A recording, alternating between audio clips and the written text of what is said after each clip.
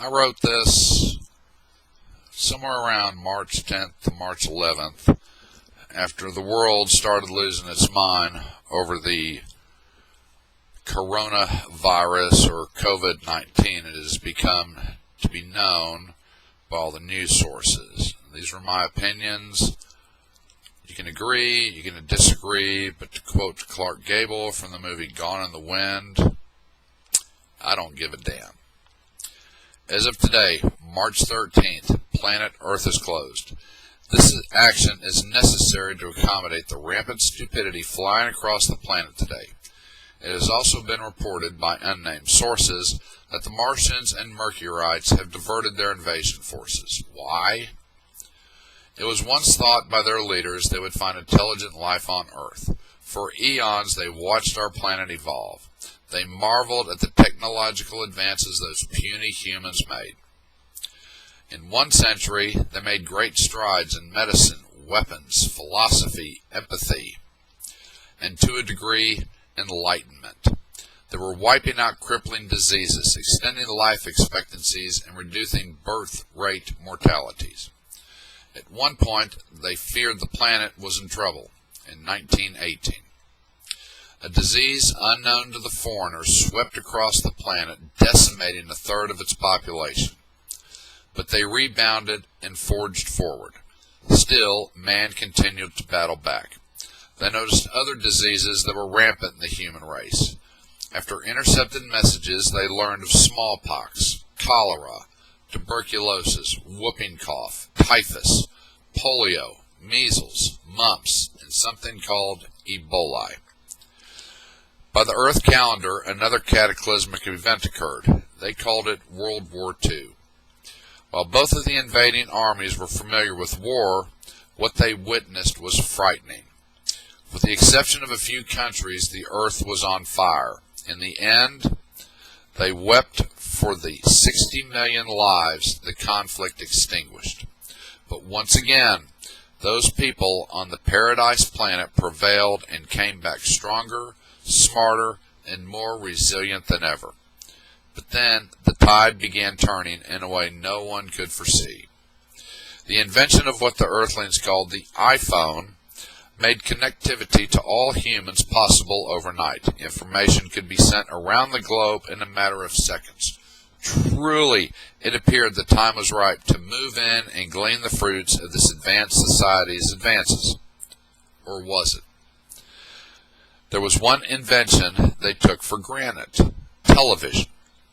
On the surface, they admired the technology and found it amusing at times. They were amazed at how a race so advanced could be so enthralled with the box displaying images.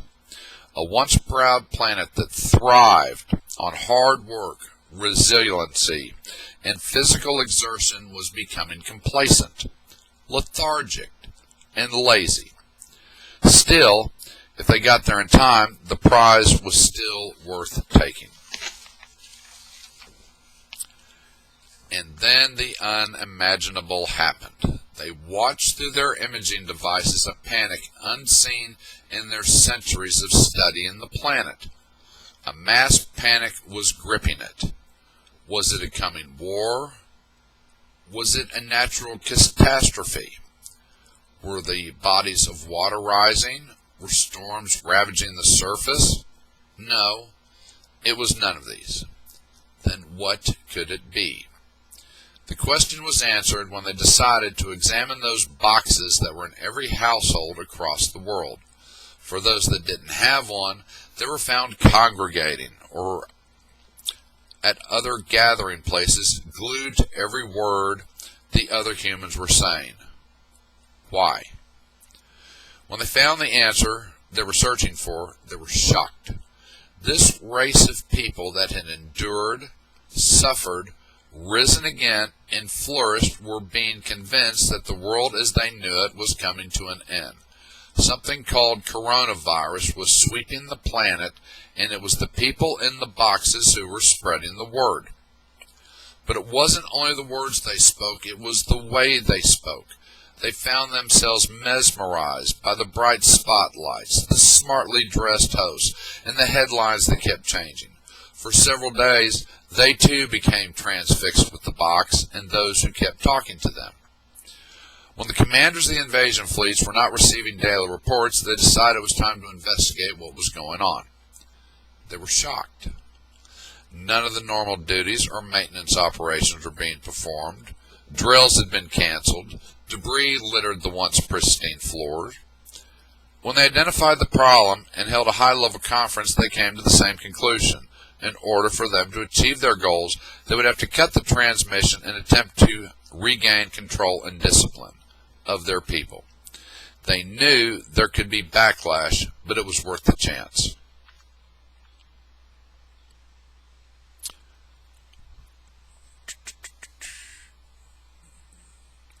Without asking for consent, the transmission was cut. The initial reaction was as expected. A few cases of mutiny were logged. Many of the soldiers displayed acts of desperation and withdrew from the others.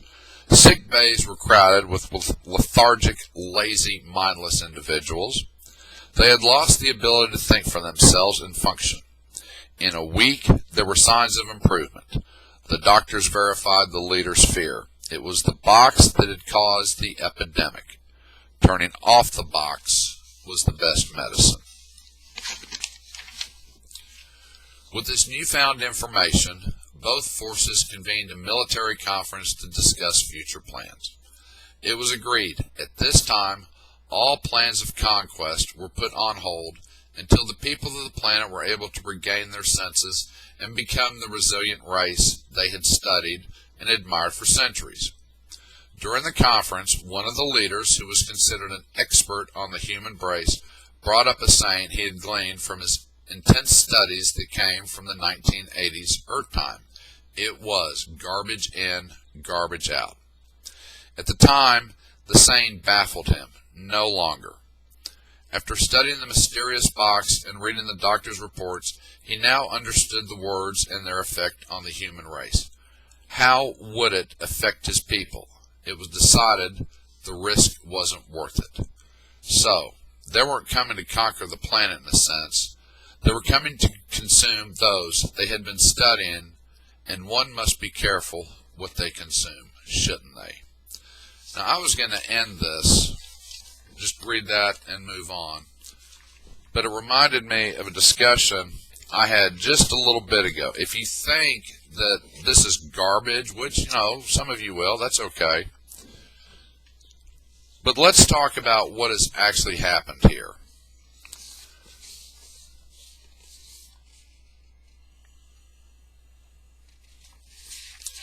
And it's really disturbing.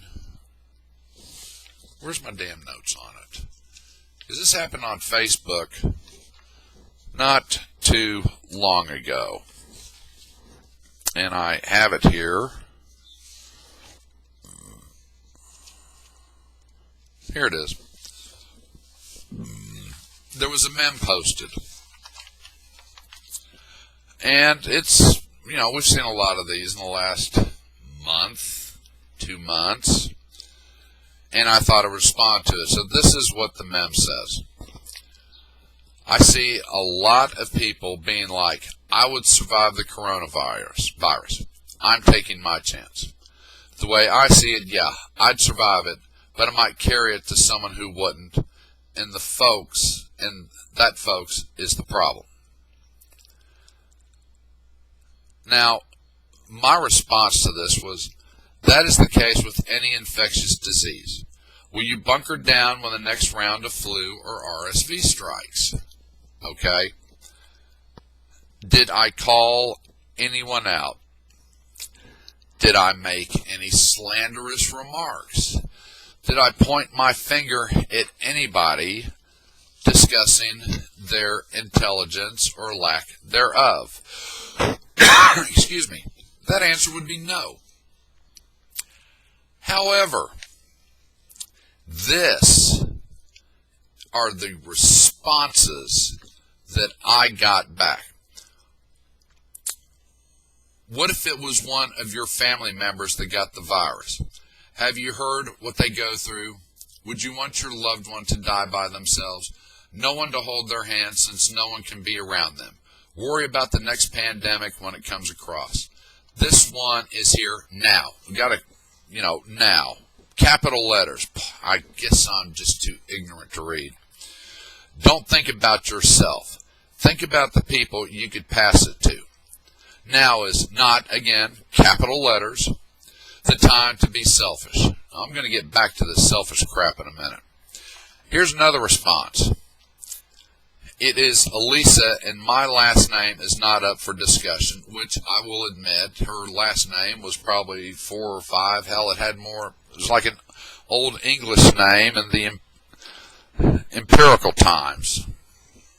During the monarch times. Just goes on and on and on and on. And nobody really gives a shit after you get past 2 or 3 of them.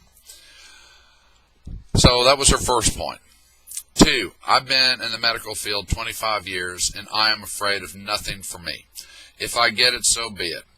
But I do care if others get it from pompous asswads like you. Now, where in my initial response did I call anyone out? Well, I didn't, but that's okay. Your rights to be free, to be short-sighted, waste of air that you are no more valid than the rights of those people your selfishness may infect in your ignorance.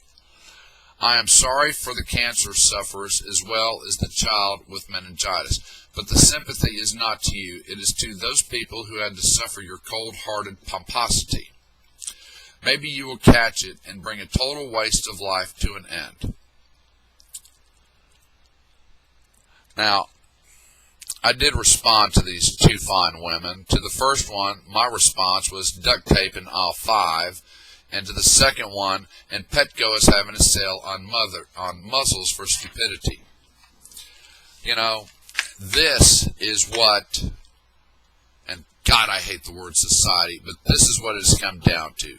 Facebook, Twitter, I don't give a damn which site you use or which one you get your news from or which one you think really gets your opinion out there. This is the type of crap, politics aside, that is exposing people for who they are. They come after me with knives and pitchforks, and all I said was, this is the case with any infectious disease. Will you bunker down when the next round of flu or RSV strikes? And those were the responses I got. And these are supposed to be intelligent, learned, empathetic, loving, kind individuals. Well, that's just a bunch of crap because what they wrote goes against everything that they say they are. Now, this one gal did bring up where she said, I'm selfish. Okay, I'm selfish. I took care of my partner for 7 months when he had cancer. I took care of my father when he was diagnosed with cancer for 7 months. Gave up my career, moved back home, and took care of him. And then I reunite with my high school sweetheart after 30 years, and I know she already has breast cancer. She also has 2 daughters. I worked in Dallas. She lived in McAllister. But I am, what was that? I am selfish, ignorant, cold-hearted, pomposity. Maybe you will catch it and bring a total waste of life to an end. Yeah, you stupid bitch. I took care of 3 people, and I watched them die. I watched cancer take them away. And the meningitis, that referred to my youngest son, who at, I believe he was 12 months old, woke up with a temperature of 104. My wife and I, we took him to the hospital. They did a spinal tap. I went to work because the doctor said they wouldn't know anything for 24 hours. My wife said, yes, I'll stay with him. And we did have 2 other small children, and they stayed with a neighbor, and then we waited for the results. But I am a cold-hearted pomposity. Folks, you know, if you want to write crap like that on Facebook or Twitter because it makes you feel big and bad and all important, well, do as you please. But it goes back to this article I wrote. You know, the last line is, they were coming to consume those they had been studying, and one must be careful what they consume, shouldn't they? That pretty well sums it up. Don't be out there and say, you're all this, you're that, you're a bag of chips. You really aren't. You're just ignorant. And Facebook and Twitter and the other platforms, if you'd go back and read what you've written, you would realize that you're the problem. Whether you're on the right side, whether you're on the left side, whether you're an independent is irrelevant. This, folks, is the crap that is splitting this country apart. And the real culprit that nobody wants to point at, it's ABC, CBS, MSNBC, Fox, you name it. The networks are giving us a steady diet of ignorance. And the sad thing is, you're falling for it. So pull your head out. Go back to the era of our parents and our grandparents when this country was at war and life as we knew it was definitely uncertain.